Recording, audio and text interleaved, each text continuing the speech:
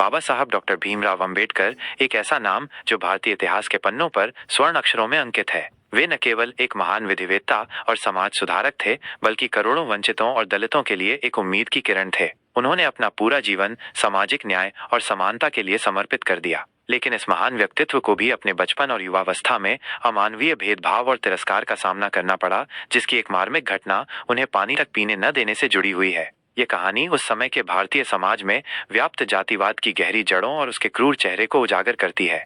Doctor Ambedkar का जन्म 14 अप्रैल 1891 को मध्य प्रदेश के महू नामक स्थान पर एक महार परिवार में हुआ था। महार जाति को उस समय अछूत माना जाता था और उन्हें समाज में निम्नतम स्थान प्राप्त था। बचपन से ही भीमराव को जातिगत भेदभाव का कटु अनुभव होने लगा था। स्कूल में उन्हें अन्य छात्रों से अलग बैठाया जाता था। उन्हें पानी पीने के लिए सार्वजनिक कुओं या तालाबों का उपयोग करने की अनुमति नहीं थी और यहाँ तक कि शिक्षक भी उनसे दूरी बनाए रखते थे।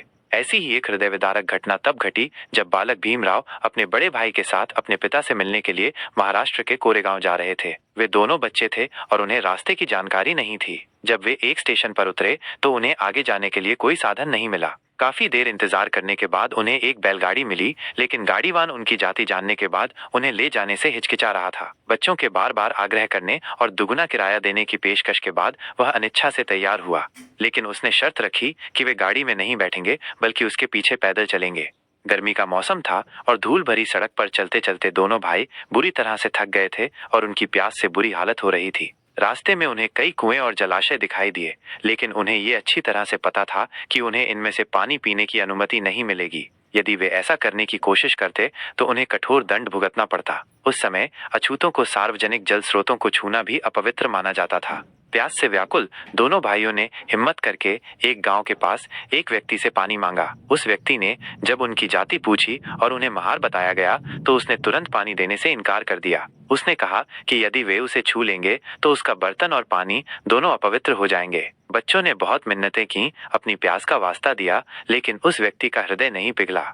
निराश और थके हारे दोनों भाई आगे बढ़ते रहे। उनकी प्यास बढ़ती जा रही थी और गला सूख रहा था। उन्हें ऐसा लग रहा था जैसे उनके शरीर में जान ही नहीं बची है। उस दिन उन्हें बिना पानी पिए ही रहना पड़ा। यह घटना बालक भीमराव के मन पर एक गहरा घाव कर गई। उन्होंने उस दिन जातिवाद की अमानवीयता और उसकी क्रूरता को प्रत्यक्ष रूप से अनुभव किया। उन्हें यह समझ में आ गया कि समाज में उनकी स्थिति कितनी दयनीय है और उन्हें किस तरह के अपमान और अभाव का सामना करना पड़ेगा। यह अकेली घटना नहीं थी, बल्कि डॉक्टर अंबेडकर ने अपने पूरे जीवन में ऐसे अनेक अपमानजनक अनुभवों का सामना किया। हर बार जब उन्हें अपनी जाति के कारण तिरस्कार का सामना करना पड़ता था, तो उनका संकल्प और मजबूत होता जाता था कि वे इस अन्यायपूर्ण सामाजिक व्यवस्था को बदल कर रहेंगे। पानी न पीने देने की उस घटना ने उनके मन में एक ज्वाला पैदा कर दी थी, जो उन्हें जीवन भर समानता और न्याय के लिए लड़ने की प्रेरणा देती रही।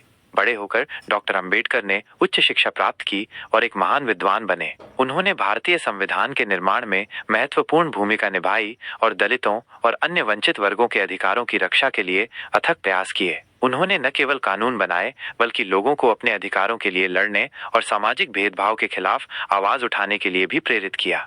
डॉक्टर अंबेडकर का जीवन एक प्रेरणा है। उन्होंने जिस सामाजिक भेदभाव और अपमान का सामना किया, उसे अपनी शक्ति और संकल्प में बदल दिया। पानी न पीने देने जैसी छोटी दिखने वाली घटना भी उनके जीवन में एक महत्वपूर्ण मोड़ साबित हुई, जिसने उन्हें सामाजिक न्याय के लिए एक महान योद्धा बनने की दिशा दिखाई। आज हम एक ऐसे समाज में जी रहे हैं जहां जातिगत भेदभाव कानूनी रूप से समाप्त कर दिया गया है, लेकिन डॉक्टर अंबेडकर के संघर्ष और उनके अनुभवों को कभी भुलाया नहीं जा सकता। उनकी कहानी हमें याद दिलाती है कि हमें अभी भी एक ऐसे समाज का निर्माण करना है जहां किसी भी व्यक्ति को उसकी जाति के आधार पर अपमानित या वंचित न किया जाए।